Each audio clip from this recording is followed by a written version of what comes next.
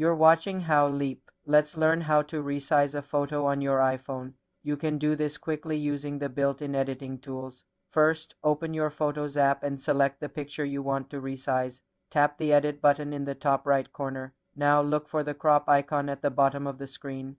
It looks like two overlapping right angles. Tap this crop icon. You will see a grid overlay on your photo. In the top right corner, tap the aspect ratio icon, which looks like a rectangle with arrows. A menu will appear with different preset ratios like square, 4:3, or 16:9. Selecting one of these presets will automatically crop and resize your image to that specific dimension. To freely resize, use your fingers to pinch and zoom on the photo within the crop frame, then drag the photo to adjust the composition. When you are happy with the new size and crop, tap Done in the bottom right corner. Your photo is now resized and saved as a new version in your library. Remember, this method changes the photo's dimensions by cropping it, not by changing its file size or megapixels. For more simple iPhone tutorials, subscribe to the channel.